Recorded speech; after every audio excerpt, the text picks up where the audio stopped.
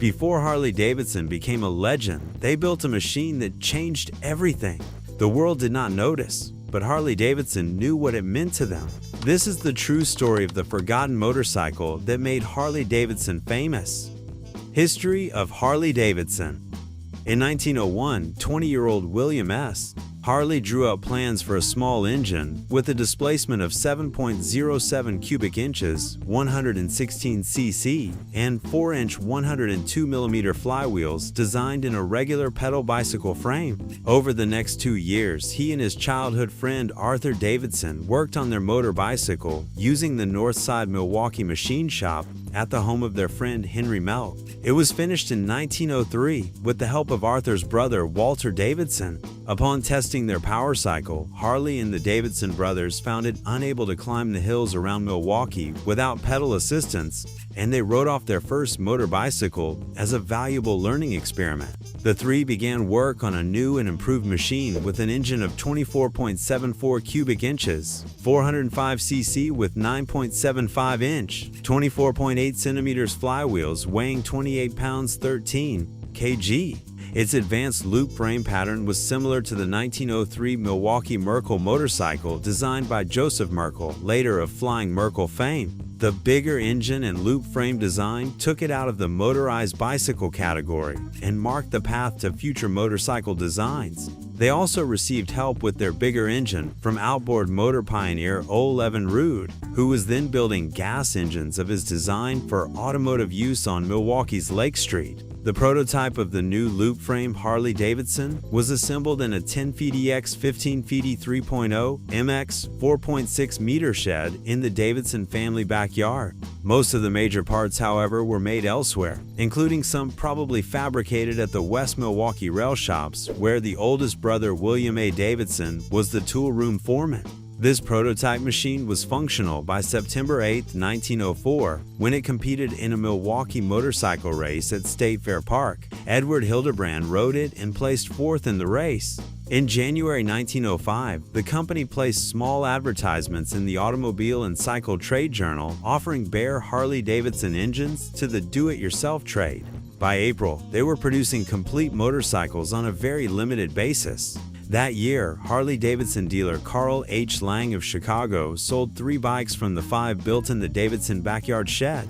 Years later, the company moved the original shed to the Juneau Avenue factory, where it stood for many decades as a tribute. In 1906, Harley and the Davidson brothers built their first factory on Chestnut Street, later Juneau Avenue, at the current location of Harley-Davidson's corporate headquarters. The first Juneau Avenue plant was a single-story wooden structure. The company produced about 50 motorcycles that year. In 1907, William S. Harley graduated from the University of Wisconsin-Madison with a degree in mechanical engineering. That year, they expanded the factory with a second floor, and later with facings and additions of Milwaukee pale yellow cream brick. With the new facilities, production increased to 150 motorcycles in 1907. The company was officially incorporated in September. They also began selling their motorcycles to police departments around this time, a market that has been important to them ever since. In 1907, William A.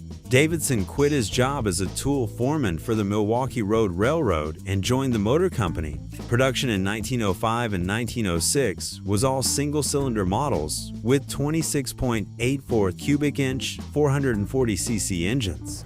In February 1907, they displayed a prototype model at the Chicago Automobile Show with a 45-degree V-twin engine.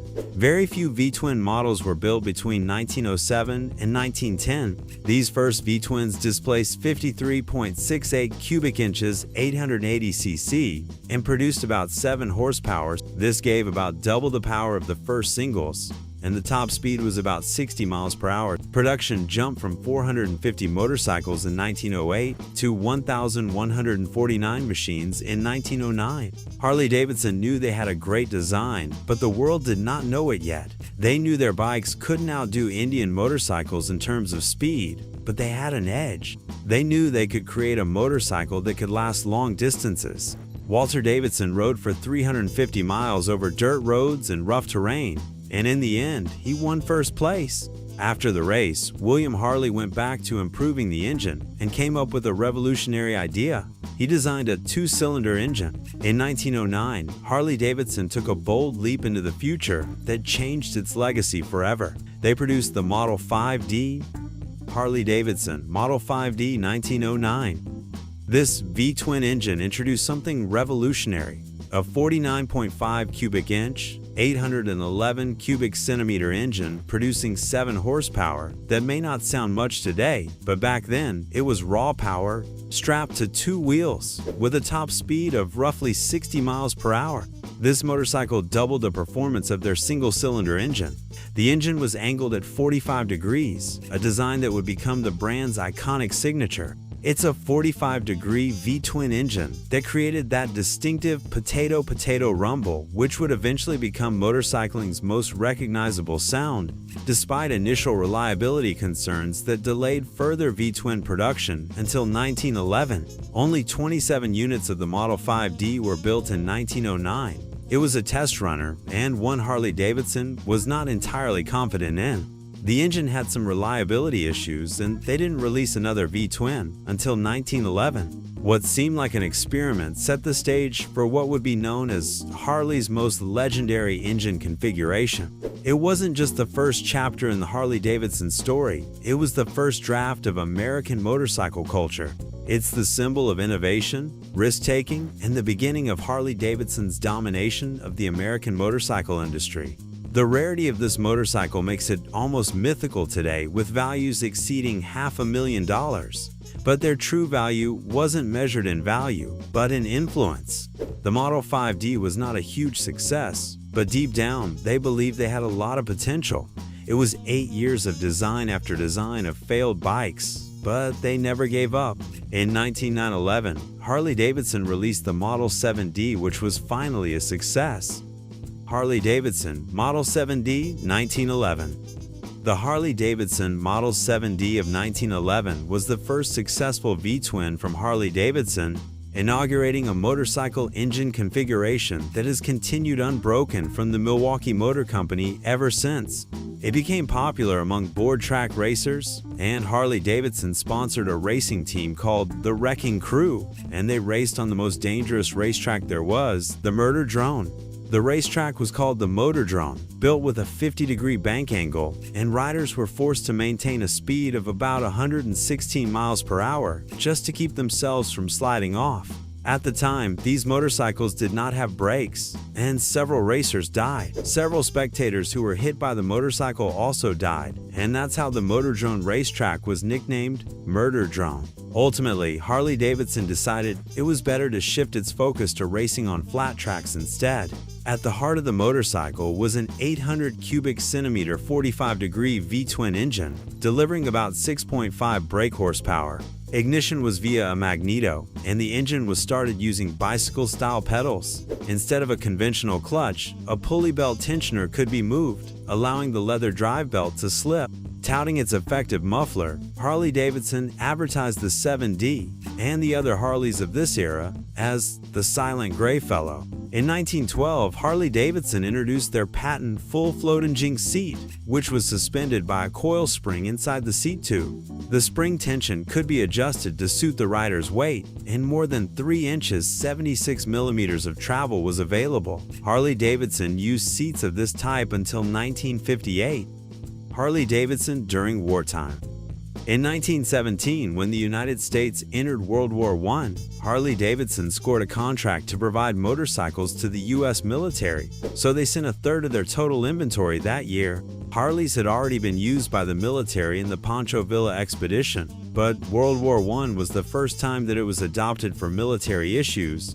First with the British Model H, produced by Triumph Engineering Co. Limited in 1915. By the time the war was over, it's estimated that the U.S. military purchased over 20,000 motorcycles from Harley-Davidson. This completely solidified the company's position as a leader in the industry. Harley-Davidson launched a line of bicycles in 1917 in hopes of recruiting more domestic customers for its motorcycles. Models included the traditional diamond frame men's bicycle, a step-through frame 318 ladies standard, and a 517 Boy Scout for youth. The effort was discontinued in 1923 because of disappointing sales. The bicycles were built for Harley-Davidson in Dayton, Ohio by the Davis Machine Company from 1917 to 1921, when Davis stopped manufacturing bicycles. By 1920, Harley-Davidson was the largest motorcycle manufacturer in the world, with 28,189 machines produced and dealers in 67 countries. In 1921, Otto Walker set a record on a Harley-Davidson as the first motorcycle to win a race at an average speed greater than 100 miles per hour. Harley-Davidson put several improvements in place during the 1920s and 1930s and created the world's first overhead valve big twin, called the Knucklehead. The Harley-Davidson Knucklehead. Harley execs felt the path to resurgence would come by way of creating a motorcycle featuring an overhead valve V-twin engine, and the concept of the Knucklehead was born. Haley charged engineers Hank Sivertson and Joe Petrali with heading the project. However, they were forced to release the engine to the public before they completed hammering the kinks out of the design. Known as the Model E upon its release, the 61 cubic inch engine made its way onto showroom floors in June of 1936, sporting an outstanding 37 horsepower, a full 10 more than its predecessor, the Flathead. It also came in an EL Sport version, sporting an outstanding 40 horsepower. This engineering giant came with a dry sump with a mechanical oil pump for lubrication, a cylinder head containing the inlet and exhaust valves, a multi-plate clutch, and a 4-speed constant mesh transmission, a vastly different configuration from the competition, Indian. The engine derived its nickname from its rocker covers that resembled a closed fist. While the Knucklehead itself was impressive, it was delivered in an equally remarkable package, complete with a cradle-type frame and twin-down tubes. For around $3,050, roughly the equivalent of $6,500 today, motorcycle lovers could take one home. However, this newly designed engine roared onto the scene with a lion's share of issues. Harley's need to surpass Indian overshadowed their sensibility, causing them to release just under 2,000 Knuckleheads even though it still suffered from technical difficulties. Problems that the 1936 came with included valve springs that broke quickly, poorly lubricated rockers, significant oil leaks, and more. This was because the complexity of the engine's shape made it very difficult to properly seal. Engineers tried to fix the issue with the Knucklehead, almost completely redesigning the original configuration. Most notably, improvements were made to the metalwork on the springs, and the rocker's design was enhanced, and oil leak issues were addressed. Repair kits were then sent to Harley dealerships to fix the bikes that had already hit the road. Because so many of the parts on an original 1936 Model E were only made during that year of production due to the extensive redesigns, it is now virtually impossible to find replacements. Those looking to restore a 1936 must either craft those elusive parts specifically for the bike or modify a similar piece from a different bike to fit. By 1938, Harley had gotten the design flaws hammered out, but it continued to improve on the Knucklehead for almost a decade. Some of those changes included covering the engine's top entirely, stiffer valve springs were added, a larger flywheel was included, and a new model was rolled out, introducing a larger 74 cubic inch size. After a fine run of production, 1947 was the final year Harley-Davidson made the Knucklehead, and it was replaced by the aluminum panhead motor the following year. Though its beginnings were rocky, almost 80 years after hitting the streets, the Knucklehead continues to be at the top of every Harley lover's wish list. Keeping true to the company's original principle, we do not sell motorbikes, but the unique experience of a lifestyle. The Knucklehead allowed riders to experience the freedom of the open road in ways they hadn't before. Providing both power and speed, this engine put Harley back on top and drove its competition into the ground. Harley-Davidson from the 60s to today. During World War II, Harley-Davidson stopped producing civilian bikes completely so they could focus on supplying motorcycles to the Army. They sent the model WLA nicknamed the Liberator. They designed this bike to be easier to work on, and it came in two colors, green or black. They produced about 60,000 bikes for the US military, and the war seemed beneficial for Harley-Davidson. After the war was over in 1945, thousands of men returned home with a newfound love Many of them now had a top-notch education in engineering from their days in the military. The leftover liberated bikes were sold for a very cheap amount, and a lot of veterans decided to buy them and modify them. They would chop off old parts and add new ones. This was where the term chopper came from. These men met up with one another across the country and formed their motorcycle club. That's when the Harley-Davidson brand officially became a symbol of the American spirit. They grew rapidly afterwards. They jumped back into making some of their most popular models, the Knucklehead and Panhead. By now, all the Harley-Davidson founders were in their 60s and 70s, but they were so passionate about the company, they chose not to retire. By 1950, when all four of the founders had passed away, they left the company to their families, and it remained a privately owned business for a long time. In 1957, Harley-Davidson released the Sportster model, which was considered to be the beginning of the modern-day superbike. Harley-Davidson Sportster Model 1957.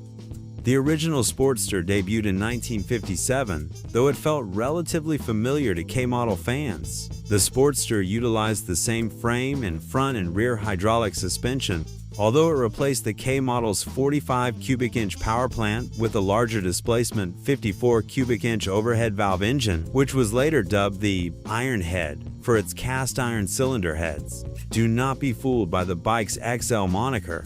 The chassis code doesn't refer to the bike's extra large size, but rather its extra light design. The original Sportster was light and nimble, which was perfect for the upcoming generation of riders who valued performance. In 1958, Harley-Davidson announced several new submodels based on the XL chassis. These included the XLH Sportster, which was a high-compression tourer that replaced the standard engine with a new high-output variant. This new engine featured domed pistons, larger valves, and higher compression, boosting overall performance. Other features included electric start, optional turn signals, optional taller suspension, and more. The XLC Sportster was an off-road version of the iconic XL Sportster with stripped-down specs, including the medium compression engine, no speedometer, no muffler, no lighting, bobbed fenders, and the iconic peanut gas tank. Harley discontinued the XLC after one production year. The XLCH Sportster was a sportier off-road Sportster featuring all the stripped-down specs of the XLC with the addition of the high-compression engine, knobby tires, taller suspension, and some model-specific accent. The XL RTT, which was the Tourist Trophy Racer Special Edition. Harley discontinued the XLC and Standard XL in the following 2 years, leaving only the XLH Touring, XLCH High Compression Off-Roader, and XL RTT Special Edition. In 1970, while on the brink of financial collapse, American Machine and Foundry AMF, a massive recreational equipment manufacturer, purchased the Harley-Davidson brand. They streamlined production and laid off staff they deemed unnecessary. The quality of the motorcycle suffered, and as a result, sales also declined. The company continued to produce the Sportster similarly to Harley-Davidson's previous generations, retaining the same overall design and features. The 1971 Harley-Davidson retained the bike's same 883 cubic centimeter engine, frame, chassis, and standard features. However, the year does mark Harley-Davidson's partnership with renowned daredevil Evel Knievel.